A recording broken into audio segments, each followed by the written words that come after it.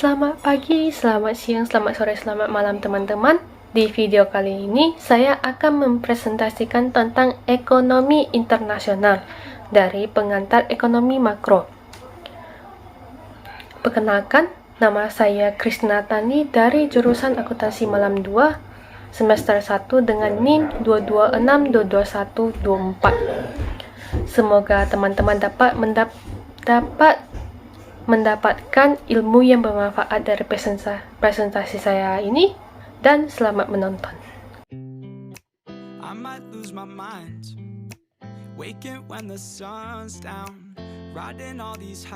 Pertama-tama, saya akan membahas tentang isu-isu dalam ekonomi internasional. Yang pertama itu gain from trade, berarti keuntungan dalam perdagangan.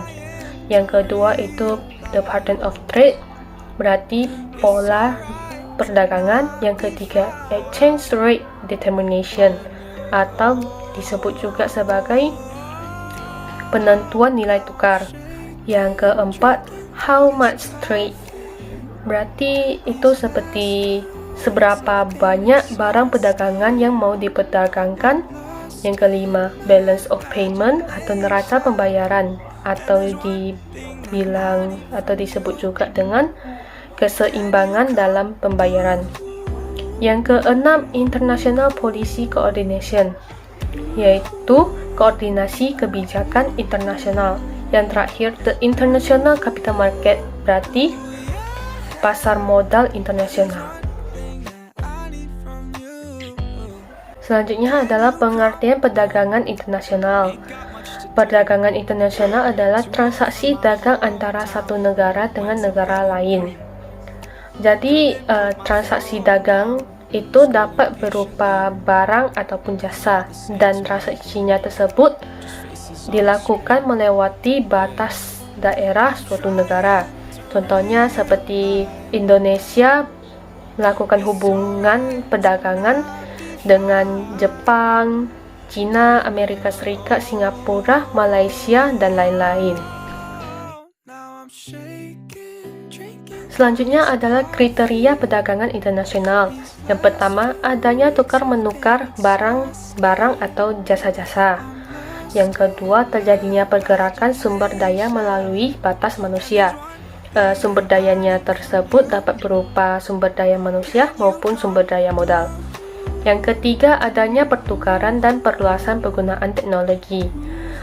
Karena adanya pertukaran dan perluasan penggunaan teknologi, maka ekonomi dalam negara-negara yang terlibat itu jadi semakin cepat. Yang keempat, adanya pengaruh terhadap perkembangan ekspor dan impor serta NPI.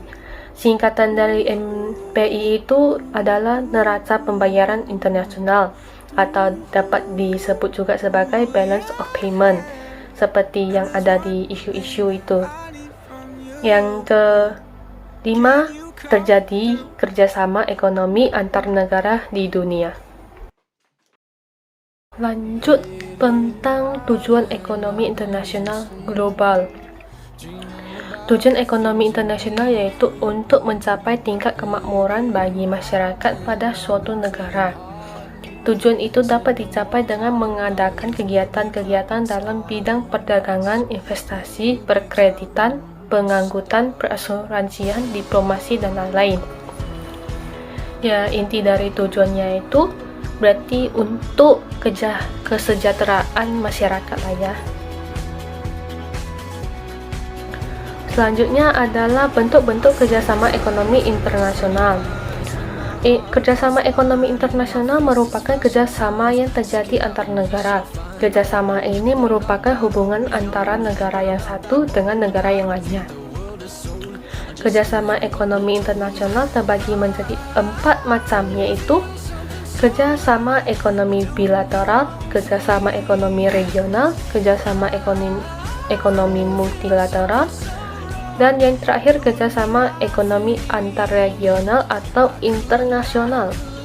Kerjasama ekonomi bilateral adalah kerjasama ekonomi yang terjadi antara dua negara yang saling membantu satu sama yang lain. Yang kedua, kerjasama ekonomi regional adalah kerjasama ekonomi di antara beberapa negara yang berada di kawasan tertentu atau wilayah tertentu. Karena mereka memiliki tujuan yang sama, makanya mereka jadi saling membantu satu sama yang lain di wilayah tersebut. Yang ketiga, kerjasama ekonomi multilateral. Kerjasama ekonomi multilateral adalah kerjasama ekonomi antar beberapa negara di mana yang tergabung dalam kerjasama itu saling membantu di bidang ekonomi. Baik walaupun wilayahnya di tempat yang jauh, boleh bergabung di kerjasama tersebut. Yang terakhir itu kerjasama ekonomi antar regional atau internasional. Adalah bentuk kerjasama yang dilakukan antara dua atau lebih lembaga-lembaga ekonomi regional. Selanjutnya adalah timbulnya kegiatan ekonomi antar daerah atau antar bangsa. Salah satu perkembangan yang cukup menarik untuk dipelajari adalah permasalahan hubungan perdagangan antar negara. Pertanyaannya, mengapa perdagangan antar negara itu terjadi? Perdagangan antar negara itu terjadi karena masing-masing negara tidak secara penuh mampu memenuhi kebutuhan dalam negerinya karena keterbatasan sumber daya yang ada. Untuk menghindari konflik dan menciptakan perdagangan yang saling menguntungkan, maka muncullah suatu aturan yang disepakati bersama. Nah, aturan tersebut merupakan kesepakatan alat pembayaran yang berupa sistem nilai tukar mata uang untuk mempermudah proses perdagangan yang dilakukan. Selanjutnya adalah tentang ruang lingkup ekonomi internasional. Yang pertama adalah transfer of goods and service, yaitu perpindahan barang dan jasa antara negara yang satu ke negara yang lainnya. Yang kedua itu adalah transfer of capital, yaitu perpindahan modal melalui investasi luar negeri maupun dalam negeri. Yang ketiga adalah transfer of labor, yaitu perpindahan tenaga kerja yang berpengaruh terhadap pendapatan negara. Dapat melalui devisa dan juga perlunya pengawasan mekanisme perpindahan tenaga kerja. Yang keempat, transfer of technology, yaitu perpindahan teknologi seperti mendirikan pabrik-pabrik di negara lain.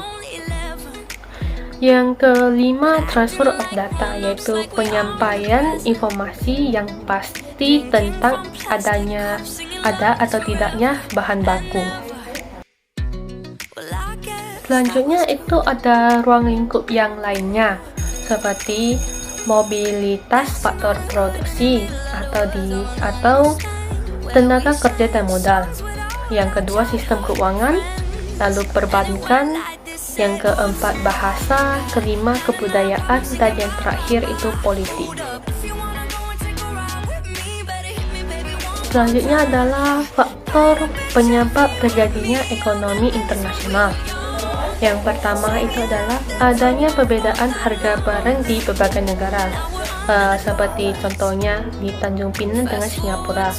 Dalam $1 itu perbedaannya ada 10.000 ya kan. Yang kedua itu perbedaan dalam pendapatan serta selera. Setiap orang punya selera masing-masing gitu ya kan. Yang ketiga itu faktor permintaan dan penawaran. Yang keempat, memperoleh keuntungan. Yang kelima, perbedaan sumber daya alam yang dimiliki. Yang ketujuh, perbedaan kualitas penduduk. Yang ke-8, berkembangnya sistem komunikasi dan transportasi. Yang ke-9 atau yang terakhir itu adanya spesialisasi produk. Kayak negara ini spesialisasinya ini, negara itu spesialisasinya itu. Lanjut, pengertian kebijakan ekonomi internasional. Ini pengertian dalam arti luas, meliputi kegiatan ekonomi pemerintah suatu negara yang secara langsung maupun tidak langsung mempengaruhi komposisi, arah, dan kegiatan ekspor impor barang dan jasa yang dilaksanakan oleh pemerintah tersebut. Sekalipun suatu kebijakan itu ditujukan untuk mengatasi permasalahan dalam negeri, tapi bila secara langsung ataupun tidak langsung berpengaruh terhadap ekspor dan impor barang, maka itu dapat dimasukkan sebagai kebijakan ekonomi internasional. Selanjutnya adalah pengertian dalam arti sempit, meliputi kebijakan yang langsung mempengaruhi ekspor dan impor, yang juga berkaitan dengan ekspor barang dan jasa. Oleh karena itu, cakupannya sangat luas mengingat banyaknya jenis produk dan jasa yang diekspor dan diimpor. Dimulai dari barang konsumsi lah, produksi lah, bahkan sampai tenaga kerja. Selanjutnya adalah instrumen kebijakan ekonomi internasional. Yang pertama adalah kebijakan perdagangan internasional, mencakup tindakan atau kebijakan pemerintah terhadap perdagangan luar negerinya, khususnya mengenai ekspor dan impor barang atau jasa. Itu contohnya seperti pengenaan tarif terhadap barang impor, bilateral trade agreement, pengenaan kuota impor dan ekspor, dan lain-lain. Yang kedua adalah kebijakan pembayaran internasional, mencakup tindakan pemerintah terhadap pembayaran internasional. Contohnya seperti pengawasan terhadap lalu lintas devisa, pengaturan lalu lintas modal jangka panjang. Yang ketiga adalah kebijakan bantuan luar negeri. Tindakan pemerintah yang berhubungan dengan bantuan dan pinjaman. Itu contohnya seperti bantuan untuk rehabilitasi serta pembangunan dan lain-lainnya. Selanjutnya adalah contoh-contoh kebijakan ekonomi internasional. Ya, contohnya seperti subsidi ekspor, kuota impor, voluntary export restraint, dan persyaratan kandungan lokal. Selanjutnya adalah tujuan kebijakan ekonomi internasional. Yang pertama itu adalah autarki, kedua kesejahteraan, proteksi, keseimbangan neraca pembayaran, dan yang terakhir itu pembangunan ekonomi. Nah, di sini yang dimaksud dengan autarki itu adalah kebijakan ekonomi yang dilakukan untuk membatasi perdagangan hanya dilakukan di dalam suatu negara. Itu tujuannya untuk mencegah penyebaran politik, ekonomi, militer dari luar negeri. Selanjutnya adalah kebijakan ekspor dan impor. Kebijakan ekspor adalah diskriminasi harga, pemberian premi, dumping, politik dagang bebas, dan larangan ekspor. Dumping ini adalah suatu negara atau perusahaan mengekspor produk dengan harga yang lebih rendah di pasar impor luar negeri daripada pasar domestik negara tersebut. Biasanya dumping ini dianggap sebagai curang sih. Dan selanjutnya itu adalah kebijakan impor, yaitu kuota, tarif, subsidi, dan larangan impor.